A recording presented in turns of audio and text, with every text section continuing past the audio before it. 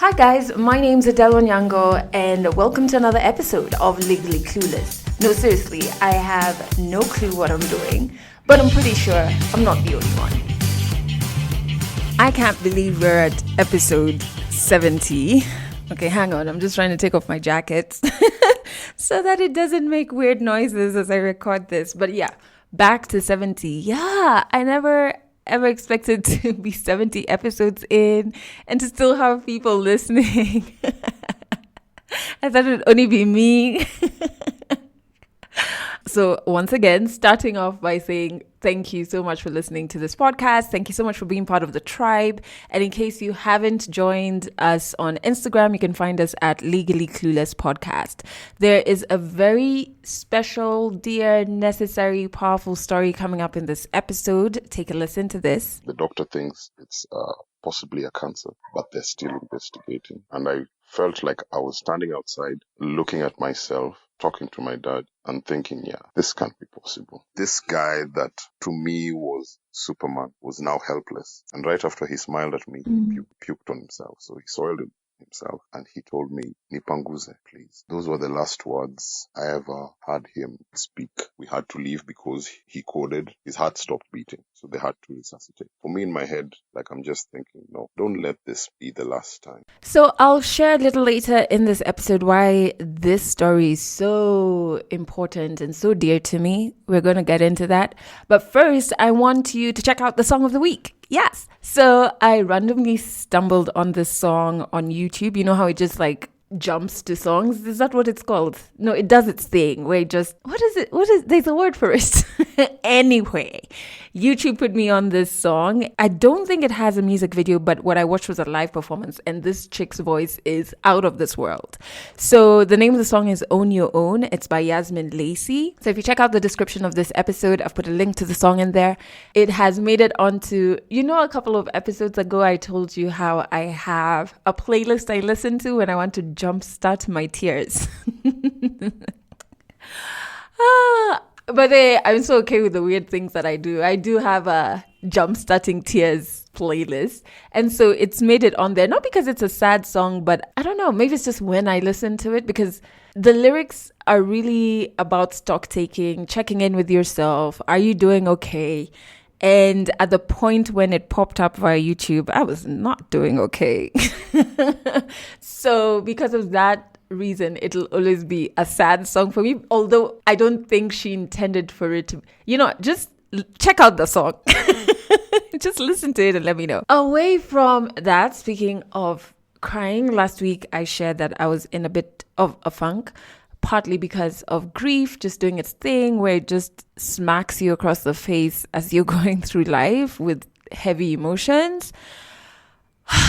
And I don't know, part of me just doesn't want to keep sharing about this here. But when I started this podcast, it's not a show. I started it because there was no space for me on traditional radio to be a human. I was like a robot. So on the days when I was crying right before my alarm rang, and then my alarm rang and I got into studio and, put on the mics, I couldn't share that I was not okay, which is, it's okay to not be okay, right? But on traditional radio, I never ever had that space to share with people that today's a shit day. I actually think I probably only shared it once when it was like my mom's memorial or something. Imagine. And I was on that show every single day, 6 days out of a week for years. And so when I created this podcast, I wasn't creating a show. I was creating a space where it would be okay for me to be human. And in turn, then it became a space where it's okay for you as well to be human here, right? And that includes the dope parts about being human, which in 2020 are all of 2%, but also like the shitstorms. That then allowed me to, in this episode, pick up from the last episode. Because at a point I was like, I don't want to be sad all the time on this podcast. I don't want to make people feel sorry for me or I don't want to mess somebody's mood. But at the same time, I don't want to pretend, yeah? First, thank you to everybody who just sent on the podcast hotline such kind words my way. I really do appreciate them. But I also was trying out this thing where I would find one thing in the day to live for and just use that to fuel me through the day. So Monday, I was, all about going out to record a story, which I did. And it's such a beautiful story. I can't wait for you guys to hear it. It's all about identity. And it's just it's powerful. It's so and it was like a 2-hour long 2-hour long recording. So I really did enjoy it. And then coming back from recording that story, my car decides to stall. People close to me know that's like my kryptonite. The one thing that can make me cry instantly is my car stalling. I don't know, I'm just so attached to it. So in this moment, the car stalled. I put it to the side of the road. I called my partner, Falgun, and God bless him, he's such a fixer. He was just like, stay where you are, send me like a live location thing on WhatsApp. I'll be with you in like 20 minutes. And he was. And in that moment, obviously now I'm just feeling sad. I'm just like, well, here I was trying to find one thing to be okay with on this Monday. And so I'm feeling like sorry for myself. You know how we do those things. And I get a message from somebody who's a friend and also listens to the podcast. So he was listening to the podcast at that point, has no idea that I'm on the side of the road with my stalled car and my hazards and just being like, oh, what the heck? And he sends me a message saying, hey, I'm sending you hugs. It was a sweet message. Shout out to you, Malonza. It was so interesting. The message came in and I was just like, man, this happens to me every time I'm down. The universe just finds a way of sending people when I most need them to do something that to them seems like a small thing, but at that moment for me, it's like huge. And so I was like, okay, cool. We're back on track. We can do this. So Fal arrives. We swap cars because I'm just like, imagine I don't have energy. I just want to go and get into bed. So I go home. Tuesday, I had a follow-up doctor's appointment that just went. It just went. Then I get a chat from a friend and there was a Saba demonstrations happening and he'd gotten arrested. Man, our cops are so nonsensical and our system is so broken. Like we have so much work to do, but that's a story for another day. Leave the docks, go to the cop station, and I'm proud that everything was cleared without there having to be any bribing happening because he had done nothing wrong. You know what I mean? So they were just trying to frustrate the situation, but whatevs. Then I come home and I have a phone call for the project I told you about in the last episode that I'm so proud of myself for getting, and the call went really well. And then I recorded the story you're going to hear in this episode. So recording that story, and I didn't know that he was going to talk about grief the way he did. Actually, I didn't even know he was going to talk about grief. Listening to that story it did something for me. It really did something for me. So as much as the day was like haphazard, I understand now how some of you say you relate with the stories or they healed something for you. Because that's what this story did for me, which is why I was just like, you know what? I have to share it this week. Anyway, so that's Tuesday. Wednesday, I linked up with a friend and I don't think I did much work that day. And so I learned that if, like me, you have a hard time reaching out to your friends when you're not okay, you could just send, hey, I'm free today, which is what I sent to a friend of mine. And we ended up just hanging out that afternoon. We didn't even talk about what I was going through or what she was possibly going through. It was just like a timeout. So if you're that person who doesn't know how to ask for help, you can try that. I hope it works. And then Thursday, I got my shea butter and my black seed oil. Black seed oil will change your life. Like it's toned my face, like my skin, to the point that I need new foundation shades. Because kumbe... my previous skin tone was not my real skin tone. Who would have thought? But yeah, so try and get yourself some black seed oil. In fact, I will put a link in the description to the page where I get mine from, just in case, you want to try it out. But just try not to get it close to your eyes because that thing washes. It will really your eyes will tear up.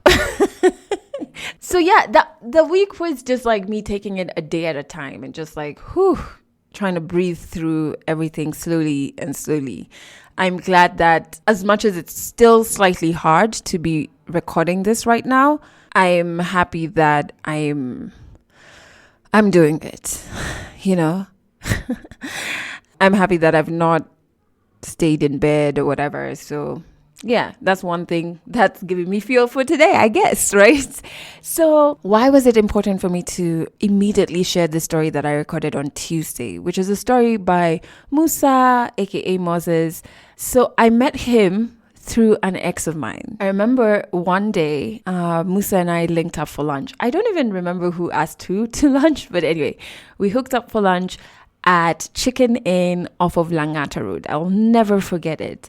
It was just the two of us, and he told me that he'd lost his dad a few years back. This is something that I didn't know. He just kind of let me vent about my mom. At the point that we were having this lunch, it was probably maybe a year after my mom had died. Tops, a year tops. So I was just, I was at such an angry point. I think I hated everybody who didn't consistently acknowledge my grief, which is irrational, right? Because life is happening to other people as well. But I felt like my life had stopped. So why was everybody else's life just going ahead like everything was okay, you know? So I just had this resentment for everybody who seemed to be continuing to live and wasn't acknowledging my grief at the time. So he really let me vent. It was probably the first time outside of my family that I interacted with somebody who had lost somebody close to them. And that's why I think to date we will always be friends. And I will always be thankful that he took the time out to do that for me. Also, when we were recording the story on Tuesday, he managed to put a label and words to feelings that I have that I haven't been able to articulate. And so that's why I'm just like, yo, you definitely need to hear this in real time. Also, when we think about grief and just emotions, not a lot of guys share what they're feeling emotionally, A, what they're feeling emotionally when it comes to grief, B. Right? So I'm so thankful that he did that. 100 African stories. There is no proper life that you live in university as a musician. If I constantly just walked around feeling sorry for myself, I'm never going to get anything done. There was a bit of frustration in between all of that. I've been breaking my back for this company. Therapy is not for the weak or for the crazy. Stories from Africa. My name is Musa Guya. I come from Nairobi, Kenya. And if there's one thing I've struggled with in my life, it has been the loss of my father. That is, for me, truly the most testing time in my life.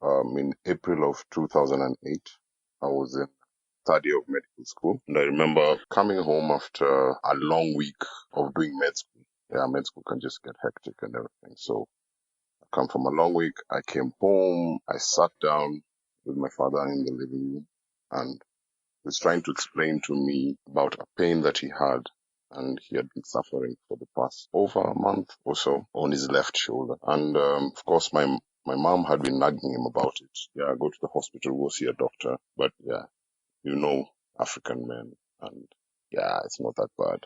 I'm going to try and use some painkillers, or maybe I just slept badly, or so. He waited and waited and waited. So I think probably 6 weeks after the commencement of the symptoms, the pain finally got to a place where it was disturbing sleep. He'd wake up in the middle of the night, sharp pains, can't sleep. My mom would have to give him a massage, sometimes use warm compressions, at least to kind of relieve the pain. Got to a point where he needed now to go to hospital. Yeah, and I remember when I came home that weekend. Actually, I came home on a weekday. It was on a Wednesday. I remember they were sat at the dining table, and I can still remember him like putting his elbow over his head, trying to explain to me how some movements were hard to do. And it's like, oh, okay, cool. So go see a doctor. Of course, since I was in med school, I was very interested because this is what we were actually doing. We just started literally touching patients and investigating what ails them and what happened to them. So I sat there and asked him questions like I would ask any patient. And yeah, he tried to explain to me show me with movements, where the pain emanated from and where it radiated to. That was it. And he was going to hospital with my mom. So I remember I had to read for something. So I decided, okay, let me read then. When they come back, at least they can let me know what had transpired in the doctor's office. Of course, they came back later on in the evening. He had done an x-ray. It didn't reveal much. So he was told to go back. And this was a process that continued for the next probably 2 weeks. He probably saw 2 other doctors in that period before he actually got to one of my professors who was teaching me in school at the time. He sent him for a test that revealed something quite sinister. On the last visit to the hospital, he had gone alone because I think mom had to work and I was at school. He waited for me to come home and he took me for a walk. He was asking me questions. So he told me, we've seen this on some imaging studies, and the imaging studies have shown that I may possibly have what we call metastasis to my shoulder blade, and that might be the reason why I am in so much pain on my left shoulder. He was telling me that the doctor thinks it's possibly a cancer, but they're still investigating, so they don't know. This was one of those moments when everything as you know it, the world as you know it, comes to a pause. It's like one of those out-of-body experiences, and you feel like, okay, wait, am I asleep?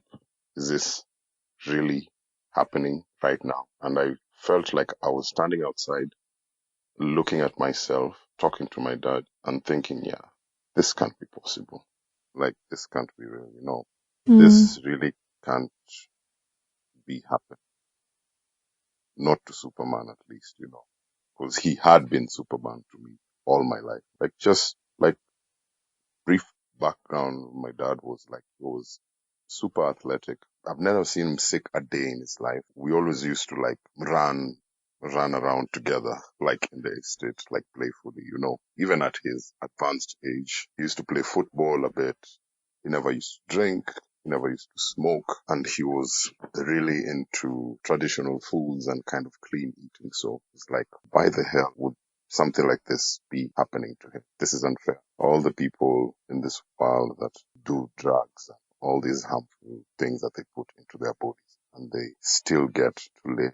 He actually told me the news first out of everybody in the family. Probably, I think, even before he told my mom. I guess because he was thinking maybe I'd panic less because I'm a bit more knowledgeable in the field, or at least I was pursuing something in the field. So I didn't really tell anyone, and I think that's just one of the ways that I've always processed things. I don't want to panic until I know what I'm panicking about. I think being a young man at that time also, it was probably very hard to share such things, very hard to be vulnerable around anybody else. In that age, you're a man. You're a young African man. Unafaa kukaa ngumu, like you should be toughen. Be the man now, step up and things like that. So it was a really conflicting time. Fast forward to a week later, now when the results were in, it was found that my dad had a cancer known as multiple myeloma, and it's a cancer of the blood. So it was then decided that he should go in for chemotherapy. And that was in April, probably at the beginning of April. This went on for up until September of the same year when he died. It was basically guys in my family taking turns to go to hospital. I barely went to school that year from April to September, and it was like a pivotal year.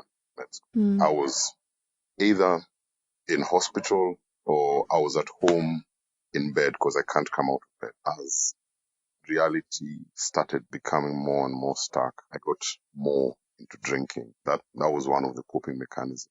Like, I started drinking more than I usually do. Like, I'd be drinking on a loose Monday afternoon. And the funny thing about this misery thing, you'll always find company. You'll always find someone who would be willing to support you to do these things, So, like, on a Monday afternoon, I'd call up one of my friends, and God bless their souls, because they actually got me through a lot. Just being able to call someone and say, see, we just hang out, we just drink, or we just play games. I was trying to probably detach from the whole situation, the whole reality, trying to keep myself busy with other things. There are times I'd go 3, 4, 5 days without going to hospital because it was too much. This guy that to me was Superman was now helpless. The circle of life was truly coming back around, like he had become a child again. It reached a point like he couldn't walk. The chemo had gotten him down so much. He was in bed most of the time. Initially it was assisted walking, then now he couldn't walk, so they just used to do therapy for him on the bed, turn him, he started developing bed sore. This is between April and September. So try and picture that in your mind, seeing someone going from completely healthy to being bedridden. One of the things that stood out for me in that period was the last time my dad talked to me. I remember it was on a Friday and he had just done a session. So when I just walked into hospital, I've probably come from a bender drinking myself silly to try and forget. So I think Thursday I was drinking, then now Friday lunchtime I went to see him. And as soon as I got there, it's kind of like he smiled at me, And right after he smiled at me, he puked on himself. So he soiled himself and he told me, "Nipanguze, please." Those were the last words I ever heard him speak. For me, as the firstborn son in the family, I think probably it would also be good to just give a quick background of who my father was to me. He was my best friend. He was the guy who taught me most of the things I know about life. He gave me a hunger for knowledge. He steered me in directions that I didn't even know that I wanted. So he was always my sounding board. We'd wake up in the morning, 3:30, 4 a.m. to watch politics. This was a regular habit. And to this day, my sleep patterns are still kind of the same. He taught me how to question everything. He taught me how to use logic, taught me how to believe in myself. On top of being my best friend, he was, let me just say, he was everything else to me. And this takes away nothing from my other parents. Yeah, by then I have 2 moms. So my dad had 2 wives. So I had 2 mothers, both wonderful to me growing up. Both took care of me so well. But the bond that I had with my dad was unlike anything else I've ever had in my life. So that was Friday. I left the hospital feeling my heart was just sinking. Because I could see it. You could see him struggling to breathe, which means obviously talking is now becoming more and more of a problem. Now everything is just premium, final hours. I didn't know it at the time, but now just looking back in hindsight, just the final hours, as he was steadily powering down. So this was Friday. So I left on Friday. Guess where I went? Straight to the club, because I was trying to numb this experience, trying to forget, trying to escape. Yeah, and escaping is quite the coping mechanism. Yeah, and another thing, just a side story. My dad used to be known as the village dancer. These were stories now I was being told by my other uncles. So he was the guy at the parties who would dance. And these are things I was finding out posthumously. He would be dancing all night and that was literally me in high school, in campus. And another thing, a big thing he introduced me to was music. My dad bought me the first Eminem cassette, Marshall Mathers LP. That's the first time I listened to him. And he loved this song, Cleaning Out My Closet, where Eminem was talking about his mom. My dad and his mom didn't have the best relationship. We never really got into that, but these were things I was finding out probably later on. And he loved that song. And my dad was a typical Luo dad. He had a Peugeot 405. So growing up, I listened to everything from Dolly Parton to Madilu System, all the rumba you can think of, all the funk you can think of, soul, 80s music, rides to school, him taking us to school in the blue Peugeot 405, and it had a powerful surround system, it was unlike nothing else I'd seen at that time. He was so into music, he really spruced up the music system in the car. So it was really a treat. You'd get to listen to music, and it was a 12 CD changer, so you can't know what you're going to get today. Is it rumba? Is it classical western? Is it hip hop that sometimes we'd try and sneak in there because, Dad, your music is boring. Can we change to more local, more updated things, So those are the things we used to really enjoy in our mornings. We had one of these Sony systems, and I remember putting in that Eminem tape and listening to it. I don't know if you remember those tapes that were sold outside Nakumatt Mega, Yeah. Nyayo Stadium there. They were green. In the boxes. Yeah, in the in the boxes. The And those guys, were, all the tapes the were green. cartons. Yeah, you remember, like you'd find like Mariah Carey versus Monica or something like that, Yeah. like Eminem versus DMX, like crazy things. So there was side A, side B, those were the big moments in life, but at the time you didn't know it. Just hearing his voice, like when he came back home, like you'd hear the Peugeot roaring into the gate, you know how powerful a Peugeot is. They'd park into the gate and he'd always beep twice when he had parked, before he turned off the car, and he'd stay probably 5-10 minutes listening to a song or two. Then he'd come out and he'd always greet us in the same way for all those years in my life. And I could hear his voice bellowing through the house, and everybody would know, Dad is home. And you'd run downstairs or from wherever you are and jump on his leg, jump on his shoulder. And it was the same for years. For me, he was the ultimate man, of course, because this is a guy I've seen growing up. And I've always felt like his passing denied me access to being a complete man. With that, I mean that, there were some things that I still needed him to teach me. There were some things I still needed him to show me. There were some things I still needed to sound off him, but I didn't get the chance to. I think I've probably digressed a bit, but yeah, so it was Friday. He vomited and he told me to wipe him, please, which I did. And I remember he held my hand and he kind of nodded like as a thank you. So that was Friday. I left and I went to the club. Of course, Bender, Saturday. There was always something so therapeutic about washing clothes for me. So Sunday morning I was washing clothes around 9, 10, 11. Then I get the call that, Dad has been sent to HDU. So of course I was fearful. So I put aside my clothes and I rushed to hospital. And he was in HDU, so they were only allowing 2 or 3 family members to come in at a time. And I remember my sister, who was in the States, had been calling from Saturday, what's the progress on Dad, And I think it really sucks for you to be away from the country when someone close to you is severely sick. You feel like you want a blow by blow of what's going on. But on this side, people who have been going to hospital every day, people who have been seeing their person deteriorate every day, just really don't feel like talking all the time about that situation, So it was a really tricky time, especially for my sister. And I remember she was especially agitated Saturday night.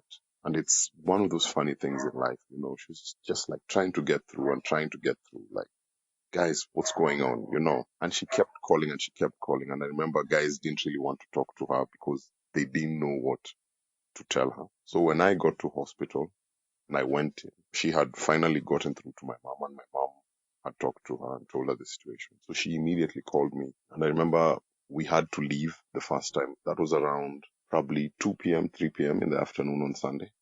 We had to leave because he coded, like his heart stopped beating. So they had to resuscitate. And I remember I talked to my sis and she told me, just tell me the truth. What is going on? I don't know. I think I just cracked at the time and just told her, Dad is not doing well. He's not breathing too well.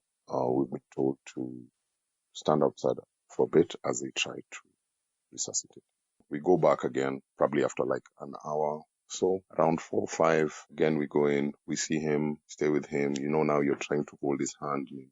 For me in my head, like I'm just thinking, no, don't let this be the last time. Don't let this be the last time.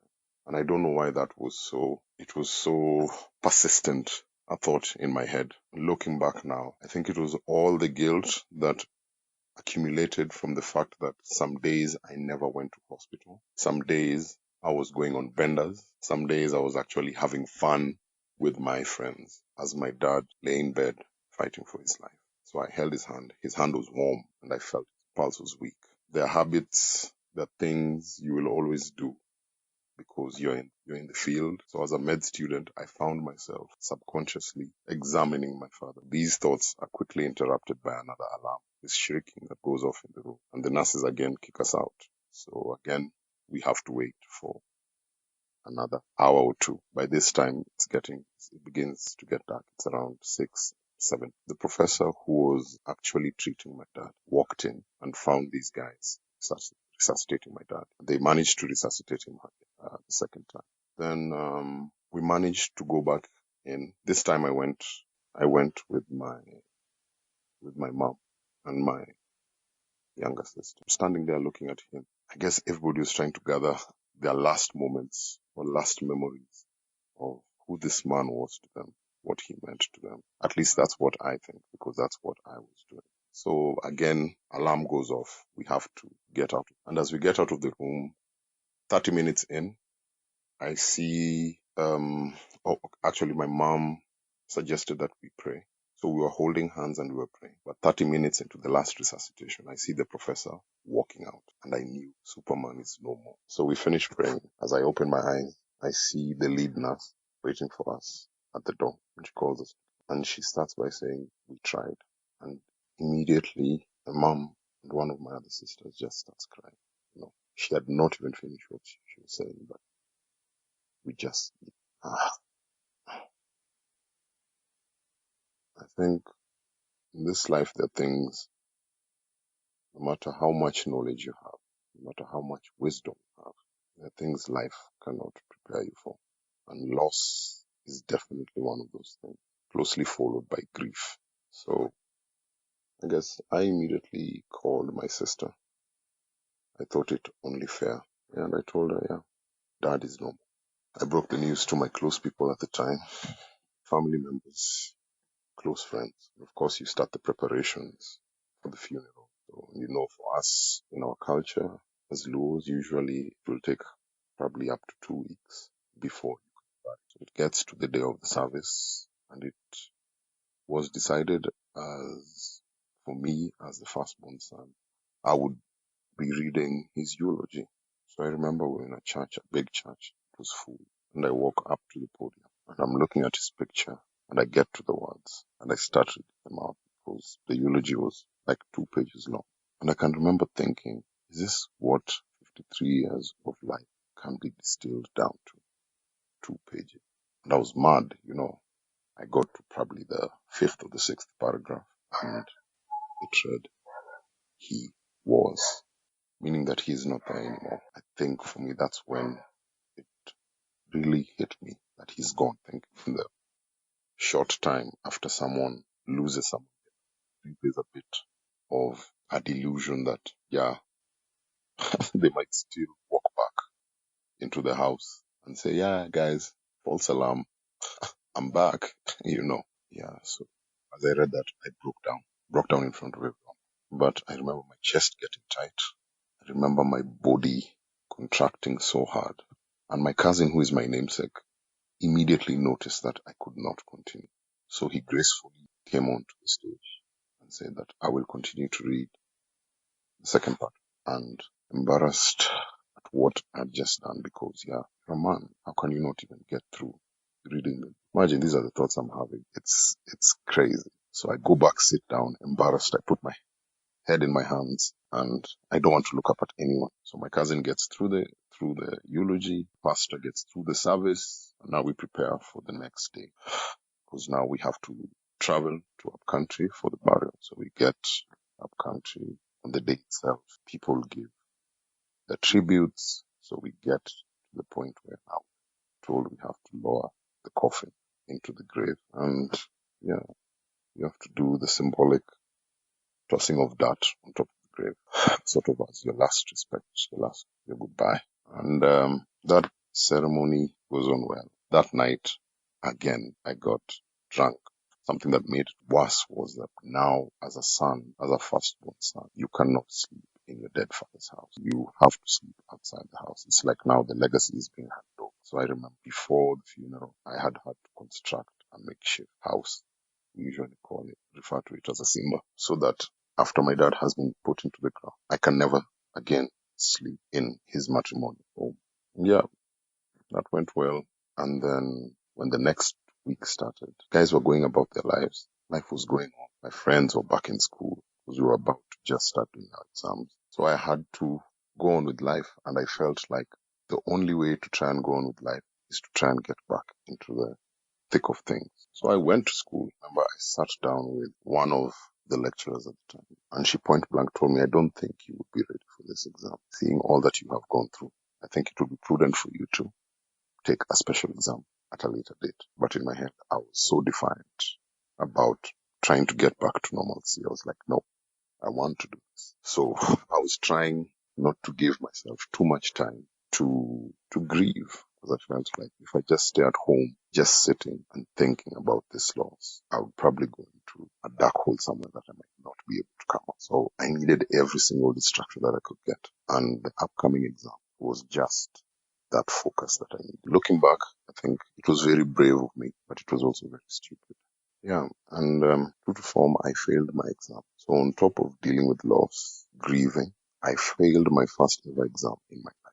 Way to be kicked when you're down, you know. This means that I start the next year now without my friends who had grown so close to being in the trenches of the course. Our study groups, the times we used to have fun together. Basically, we were like a family. And then again, life moved on. They went on to their fourth year. I stayed back in third. I had to start all over again, which I did. I had to make new friends as I watched my other friends drift further and further away from me. Not because they wanted to, but just because of the way the 2 years were set up.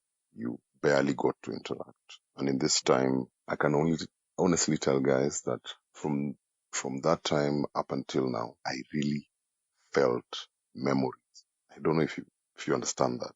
You know, like I'd actually think of my dad, and it's like I'd see him there. Like I could actually see him there. I could actually smell him at times. Sometimes even begin to question what is real and what is not. But I can honestly tell guys who have never grieved before, and I don't know if other guys who have grieved before have felt this thing, but those first 2-3 years after loss are the best, because your memory of that person that you have lost is at its strongest. So I can honestly tell you now, like, there are days I long to smell. There are days I long to hear his voice. And I think now we are lucky we're in a time where people can record. I wish I had voice notes. So in those earlier times, in as much as you might be in some kind of depression because of the loss, for me, I feel like it's the best time because the memories are most vivid. They are their best, they are their realest, they are their rawest. And you literally feel like that person is with you there. You know, you have more of those dreams where you feel like you're even hugging them, talking to them, you're having fun with them somewhere. Then you wake up, you're like, oh man, it's just a dream. When you come to, because now it's probably been how many years? Like 13 years later. Now I smile more when I think about it. I chuckle to myself sometimes. I can even find myself like in a room sometimes. I'm talking to him without, like in my mind, I'm talking to him. It's not as bad now. You know, you're trying to live life without this person. Yet there's a part of you that still wants to hold on. I remember the earlier stages of the grief. I would find myself crying, like ugly crying when I'm alone. Like ugly crying. I'd even see like a big puppy with a small puppy. I start crying. Like anything would set me off. I'd listen to music that would remind me. I start crying. Now it has evolved. The grief has taken on a different face now. Now I think I can control when I want to go deep, meaning that now I can tell people that story without welling up, without feeling some kind of way, without that chest tightness, without that deep, dark pain that keeps gnawing at you. So yeah, it's quite different now. And I've found that in everything that happens to you, there's always a reason. Or at least that's what I choose to believe. So I found that my dad's loss was not all in vain. All these things that I picked up from him, I found that they have enabled me to help in one way or the other people who have gone through the same grief, losing someone close to them. I'm so comfortable to keep talking to people who are grieving because I've felt it, because I've known what I wanted someone to tell me, because I knew that, yeah, even after the funeral, you still need someone to check up on you. And every once in a while after that, you find that sometimes you even feel like you're talking too much about that person who has died. So you start censoring yourself. Yet you need an avenue. You need an avenue to express all this thing. But you also don't want to bore people all the time with death, death, death, loss, loss, loss. I've found myself very comfortable in that space. And I've found that, yeah, I will always reach out to someone who is grieving. I will always be more empathetic to someone who has suffered a loss. Catch our next African stories in the next episode. Oh, I have never heard something so close to my experience with grief. Like, I know last week I told you I was watching Afterlife and it was probably the closest thing to my grief that I had seen. But Musa's story is like, 10 times closer. Especially like when you think about if you lose somebody close to you after they've battled a disease and you're part of the care system or the support system, they're just moments like that are so difficult. Like I remember this one time, because when my mom was going through chemo and all of those things, she would still go to work and she came home and I remember I was in my room. I think I was the only one home.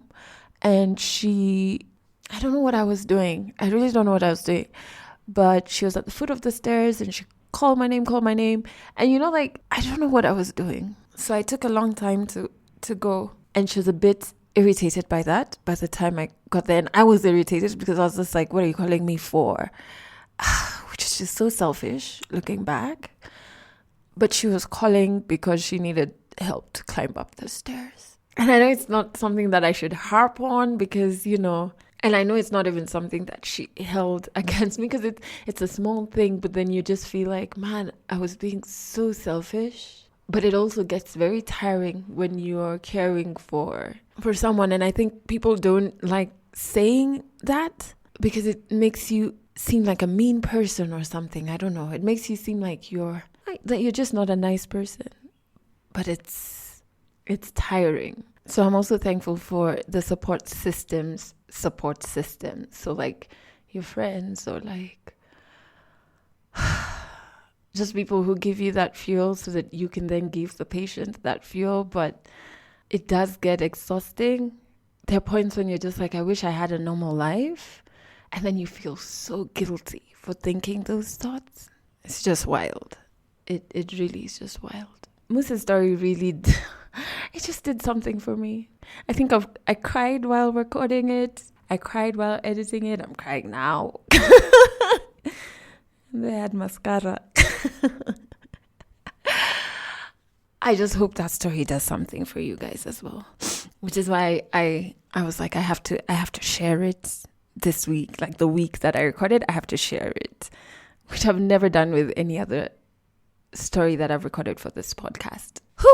Anywho, I just have to say this. I'm really sorry if, the last episode and this episode are like pulling you down emotionally in some way. But I just can't move away from the fact that I did purposefully create this podcast for me to be as frank with my human experiences, to be as real, and to just allow myself a space that I can be. And so I hope that you can appreciate at least that. Speaking of appreciation, I'm so thankful for the audio notes that you sent on the Legally Clueless hotline number, which you can get in the description of this episode, about how you are, just like I am relating with the story in this episode, you have been having that same experiences with episodes even as far back as episode 13. So yeah, I got to episode 13 where you talked about finally deciding to leave your job, and Max shared her story of unemployment, and I can so relate. I have been unemployed to go 2020 since I graduated last year, 2019, but ever since, even before that, because I had a diploma I had done, I had been looking for a job. So still no job, still waiting, still hopeful. Yeah, so I can totally relate to her story, especially the whole, people always assume you're idol, and then families can be really fucked up about it. It's all kinds of wrong. But I will say that Max's story has given me a bit of hope to keep applying and stuff. So say thank you to her. That was actually sent in by Riley. Thank you so much, Riley, for listening and sending that audio note in. You can send through your WhatsApp audio notes as well. Check out the description. There is the Legally Clueless hotline number there. Also, remember, you can catch this podcast on Trace Radio every Monday, Wednesday, and Friday at 9 a.m. and at 8 p.m. as well. And I'd really love you to join our tribe. That sounds grammatically incorrect. Hang on. I'd really love... How do I say this? It'd be dope if you join the Legally Clueless tribe on Instagram. Just search at Legally Clueless Podcast. And that's it for this episode of Legally Clueless. You can share this podcast with your friends. You can keep it for yourself. I'm not judging. Just make sure you're here next week for the next episode.